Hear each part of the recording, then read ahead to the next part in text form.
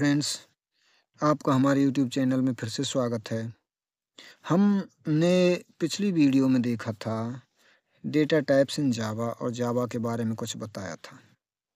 ठीक है, इन सब कमेंट्स को आप काट भी सकते हैं।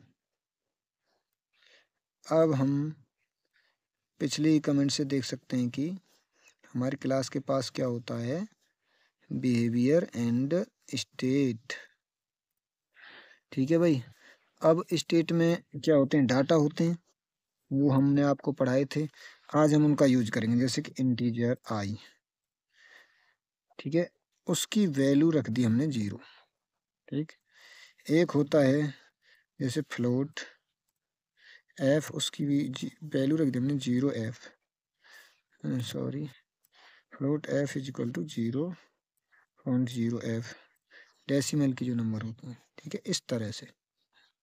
और एक होता है हमारा कैर, भी हो सकता है char c is equal to single quote के अंदर ए। आप कुछ भी रखते हैं। हाँ, देखो इसकी जो ये लाइन होती हैं, हर लाइन में हर एक स्टेटमेंट के बाद सेमी कॉलन लगाना पड़ता है जावा में। ठीक है, इससे पता चलता है कि अगली स्टेटमेंट है। अब ये सारी चीज़ें हो गई, जब हमारा जब JVM स्टार्ट होगा, वो मेन मेथड से होगा। मेन मेथड सेम ऐसा लिखना पड़ेगा, public static void main string array type है। ये जो ब्रैकेट है ये एरे है। बताएगा कि स्ट्रिंग क्या है। स्ट्रिंग स्ट्रिंग ही नहीं, स्ट्रिंग का एरे है ये। एरे भी आपको हम बताएंगे। ये आर्ग्यूमेंट्स मतलब इस एरे का नाम कुछ भी रख सकते हैं हम। ठीक है, ये इस मेथड में पास किया जा सकता है पैरामीटर। ये मेन मेथड कुछ पैरामीटर लेता है, स्ट्रिंग एरे लेता है। ठीक है भाई, ये मेथड की बॉडी हमने बताया था कि बॉडी होती है हर मेथड की। ठीक है, अब इसमें कोई भी प्रिंट करनी होती है कोई चीज़, तो उसके लिए हमें लिखना पड़ता है system dot out dot println या प्रिंट। ठीक है, प्रिंट एलन का मतलब कि इसके बाद अगली लाइन से काम होगा। दोबारा जब प्रिंट होगा तो अगली लाइन से प्रिंट होगा। ठीक है, एलन का मतलब लाइन सेपरेट कर देता है ये। ठीक है, इसमें हम कुछ भी डाटा रखें जैसे राधा, तो ये सब डाटा हमारा प्रिंट हो जाएगा कंसोल पर।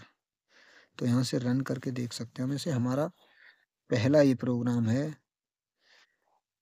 ठीक है भाई, तो ये हमारा प्रिंट हो गया, इसका रिजल्ट आ गया राधा। जो चीज़ हमने इसमें दी थी वो प्रिंट हो गई। अब देखो यहाँ से इसे ऐसे रख के कंट्रोल डी से डुप्लीकेट भी कर सकते हैं लाइन को। कर्सर को यहाँ रख के और कंट्रोल डी दबाएं तो डुप्लीकेट हो जाती लाइन। इसमें हम डायरेक्ट भी कुछ भी वैल्यू प्रिंट कर सकते हैं, जैसे 2 हमने 2 प्रिंट की तो 2 भी हमारी प्रिंट हो जाएगी। रन करके देखेंगे तो ये प्रिंट हो गई 2। ठीक है, ऐसे ही कोई भी मतलब किसी प्रकार का डाटा डायरेक्ट प्रिंट कर सकते हैं और उस डाटा को इस तरह से किसी डेटा टाइप में रख सकते हैं। और हम जैसे कि 2 की जगह मान लो हमारे पास है आई है, लेकिन यहाँ से सीधे सीधे एक्सेस नहीं हो, क्योंकि ये स्टैटिक है, ये नॉन स्टैटिक है। तो इसे स्टैटिक बनाएं, जैसे हम मान लो स्टैटिक, तो ये प्रिंट हो जाएगी। तो हम अपने डाटा को यहाँ आपको समझाने वो चीज़ पीछे के लिए थोड़ा सा, स्टैटिक भी काफ़ी अच्छा टॉपिक है, उसे हम किसी स्पेशल वीडियो में स्टैटिक ही समझेंगे। आगे थोड़ी आगे आने वाली स्टैटिक फाइनल ये सब कीवर्ड के बारे में पढ़ेंगे। तो मान लीजिए जैसे हमारे पास एक स्ट्रिंग डेटा है, स्ट्रिंग स्ट्रिंग एस या ठीक है, सजेशन को भी आप चूज कर सकते हैं। स्ट्रिंग में हम ऐसे लिखते हैं जैसे कि मान लीजिए विलेज है, विलेज स्ट्रिंग है हमारे पास, और इस स्ट्रिंग को हम प्रिंट कराएं जैसे एस की वैल्यू मतलब कि ये यहाँ हमें बताता है कि ये है data type, string data type. क्या डाटा टाइप है? स्ट्रिंग। और ये इसका नाम रख लिया बराबर का निशान लगा के, ये डबल कोट में आती है स्ट्रिंग। इसकी वैल्यू ये है विलेज वैल्यू। विलेज क्या है? ये वैल्यू है। ये इसका नाम है एस है नाम, और ये है डाटा टाइप स्ट्रिंग। यानी कि इससे पता चलता है कि विलेज जो डाटा है उसको होल्ड कहाँ किया गया है, इसका रेफरेंस रखा गया है एस में, और वो किस टाइप का है। ठीक है भाई, इसी तरह से। अब देखो एक बात ध्यान रखना कि जो हमारे मेथड के भीतर जो डेटा रखे जाते हैं और जो मेथड के बाहर होते हैं, ठीक है, इनमें इतना फ़र्क होता है कि ये जो मेथड के भीतर जितने भी डेटा होते हैं वो लोकल डेटा कहलाते हैं, और ये ऊपर वाले ग्लोबल या हमारे इंस्टेंस डेटा कहलाते हैं। ठीक है, उनको वेरिएबल भी बोलते हैं, डेटा को यहाँ वेरिएबल बोलते हैं। तो इंस्टेंस वेरिएबल, ये लोकल वेरिएबल मेथड के भीतर, और जो मेथड के भीतर होते हैं उनका स्कोप यहाँ से यहाँ तक, मतलब कि मेथड का स्कोप जितना होगा उतना ही स्कोप इनका होगा, बाकी नहीं होगा। और इनका ग्लोबल, इनको ग्लोबल भी क्यों बोलते हैं, इंस्टेंस क्यों बोलते हैं, कि पूरी क्लास में यहाँ से लेके इसका जो एंडिंग पॉइंट है वहाँ तक इनका स्कोप होगा। इंस्टेंस मेथड, इंस्टेंस प्रॉपर्टीज का या इंस्टेंस वेरिएबल का। ठीक है भाई, ये जान गए। प्रिंट कैसे करना है जावा में, ये जान गए। मेन मेथड से ही कोई भी एग्जीक्यूशन चालू होता है, आप ये जान गए। ठीक है, अब कोई भी हमें जैसे इसमें देखो जो हमारे मैथमेटिकल सिंबल होते हैं उनका भी अलग अलग बिहेवियर होता है डेटा के हिसाब से। ठीक है, वेरिएबल के हिसाब से। और जैसे मान लो एक स्ट्रिंग और है हमारे पास, दूसरी string str is equal to okay Google. ठीक है भाई, ये स्ट्रिंग हमारे पास, ये सेमीकोलन लगाना पड़ता है। इसको जो हम दोनों स्ट्रिंग्स को हम जोड़ेंगे यहाँ पर, तो ये चेक कीजिए कि s प्लस str इसकी वैल्यू क्या आएगी, अनुमान लगाइए, क्योंकि मैथ तो है नहीं, जो कोई अलग आंसर आएगा ये दोनों एक दूसरे के साथ जुड़ जाएंगी और हम इन्हें रन करके देखेंगे तो इसका रिजल्ट आएगा विलेज ओके गूगल, दोनों जुड़ के। वो नीचे वाला अलग आंसर है, उस पर ध्यान नहीं देना। अब यदि ये दो चीज अलग डेटा टाइप की होती, इंटीजर जैसे i इज इक्वल टू 8 और integer j is equal to 9, तो क्या होता, जब हम इनको प्रिंट करते जैसे कि i प्लस j, तो ये इनका आंसर रिजल्ट ही हमें देती। ठीक है, 9 और 8 17 होते हैं, तो i plus J equal to 17। तो इसका मतलब है कि JVM इन चीज़ों को समझता है कि ये किस प्रकार का डाटा आ रहा है, ये तो यहाँ डिक्लेयर होने पता चल जाएगा, उन्हीं के हिसाब से बिहेवियर करता है। ये भी एक फंक्शन है जो बिहेवियर के रूप में होता है, बिहेवियर की फॉर्म में होता है। System dot out dot println, यानी कि प्रिंटलन एक फंक्शन है जो जावा का प्री डिफाइंड है। प्री डिफाइंड उनके बने बनाए, और जो कस्टम हमारे द्वारा बनाए जाते हैं डेवलपर के द्वारा। ठीक है, यही चीज़ है प्री डिफाइंड कस्टम। एक कीवर्ड और आएगा म्यूटेबल, इम्यूटेबल, ये कंसेप्ट और आएगा, उसको भी आगे पढ़ेंगे, टेंशन लेने की कोई ज़रूरत नहीं है। तो ये हमारे हो गए। अब एक चीज़ का आपको ध्यान रखना है कि क्लास, 3 चीज़ें हैं हमारे पास। क्लास, इनका कलेक्शन होती है। क्लास के अंदर डाटा होता है, प्रॉपर्टीज, वेरिएबल, दूसरा मेथड।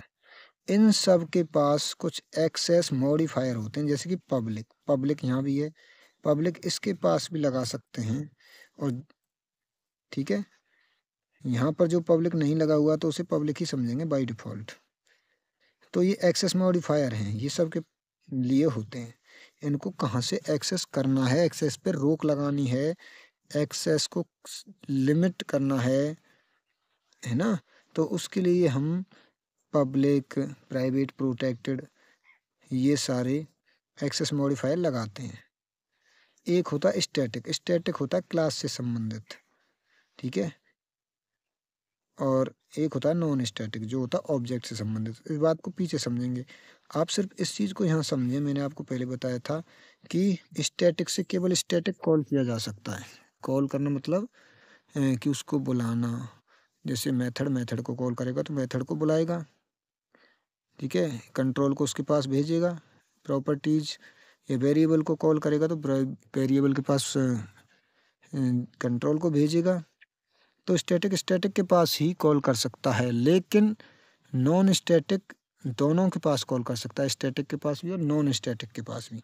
तो इसलिए हमें स्टैटिक मेथड से जब कॉल करना होगा दूसरे मेथड में, तो क्या करना होगा, हमें मान लो एक मेथड का नाम हम यहाँ लिखें और उसे कॉल कर रहे हैं, जैसे मान लो रन, रन नाम का मेथड है ये, इसका होता है मतलब एक्सप्रेशन।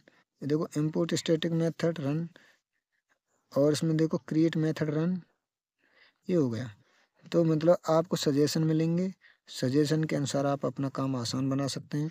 तो हमने एक मेथड बना लिया प्राइवेट स्टैटिक वॉइड। देखो स्टैटिक्स के भीतर डायरेक्ट कॉल हो रहा है, अपने आप ही उसने स्टैटिक कीवर्ड लगा दिया, प्राइवेट लगा दिया। प्राइवेट तो चलो हम हटा भी सकते हैं, कोई बात नहीं, लेकिन स्टैटिक हटा देंगे तो यहाँ से कॉल नहीं होगा सीधे सीधे। तो इसका मतलब कि मेन मेथड से हम रन मेथड को कॉल कर रहे हैं, और रन मेथड कुछ भी रिटर्न नहीं कर रहा है, और ये स्टैटिक टाइप का है, और इसका एक्सेस मॉडिफायर है प्राइवेट, यानी कि प्राइवेट का मतलब इसे बाहर से एक्सेस नहीं किया जा सकता। इन चीज़ों को हम समझेंगे। अब हम समझ लें पहले कि रन मेथड को जब कॉल करेंगे तो रन मेथड पर कंट्रोल जाएगा, तो जो कुछ भी हम रन के अंदर करेंगे, लिखेंगे, प्रिंट करेंगे, वो काम होगा।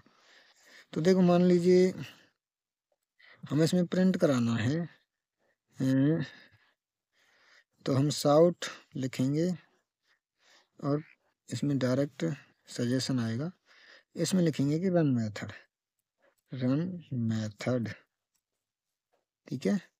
तो रन मेथड कॉल हुआ, इससे पता चल जाएगा। तो इसे हम रन करके देखेंगे, तो हमारा रन मेथड जावा, यहाँ देखो वो हमारे आंसर आ गए। पहले विलेज गूगल, ये बहुत सारे हमने किए थे, उनको हम मिटा दें, आपको परेशानी हो तो समझने में। इसको यहाँ से डिलीट कर दें, या कमेंट भी कर सकते हैं, ठीक है। आई जे, इन सब को डिलीट कर दें, तो हमें पता चलेगा एक मेथड के भीतर से और भी स्टेटमेंट की जा सकते हैं, कॉल किया जा सकता है। तो रन मेथड कॉल हो रहा है यहाँ से task org open main dot main, run method, run method के भीतर जो भी स्टेटमेंट लिखी थी वो एग्जीक्यूट हो गई, ठीक है, ये है। तो आप एक क्लास के भीतर कितने भी मेथड बना सकते हैं, जैसे कि void ओके, ओके सर जी नाम का एक मेथड, ठीक है। तो साउथ ओके सर जी, इसको हम इस मेथड से उस मेथड से किसी से भी कॉल करेंगे, लेकिन स्टैटिक बनाना होगा अगर हमें कॉल करना है तो, ठीक है भाई। जैसे कि ओके सर जी, इसको भी कॉल हो जाएगा, उसको भी कॉल हो जाएगा, तो दोनों का आंसर आ जाएगा ओके सर जी रन मेथड, और ओके सर जी जो काम पहले हुआ उसका पहले आंसर, जो बाद में हो उसका बाद में आंसर आएगा। तो इसी प्रकार हमारे ये मेथड काम करते हैं, फंक्शन काम करते हैं, ठीक है। इसके पास आगे कोई एक्सेस मॉडिफायर नहीं लगाया, कोई प्रॉब्लम नहीं है, लगाओ मत लगाओ, यहाँ से इसे एक्सेस करना है, ठीक है भाई। अब हम डाटा को समझ गए, अब हमें समझने हैं डाटा को प्रिंट कैसे किया जा सकता है, ठीक है। अब हमें समझने हैं लूप और इफ एल्स स्टेटमेंट, ठीक है भाई। इनको हम कैसे करेंगे, कंट्रोल ए से ऑल क्लियर कर दिया हमने। पैकेज का नाम लिखना है लिखो, नहीं लिखना है मत लिखो, कोई दिक्कत नहीं है। हम पब्लिक क्लास, हमारी जो मेन क्लास है, मेन फंक्शन है, यहाँ पैकेज भी ये अंदर बनाया है, तो पैकेज का नाम सेट करना पड़ेगा, ठीक है। अब यहाँ से समझो मेन मेथड के अंदर ही हम काम करेंगे। अब हम चीज़ों को क्लियर करते हुए चलेंगे, जैसे कि लूप्स क्या होते हैं, ये हम अगली वीडियो में पढ़ेंगे, यहीं से स्टार्ट करके।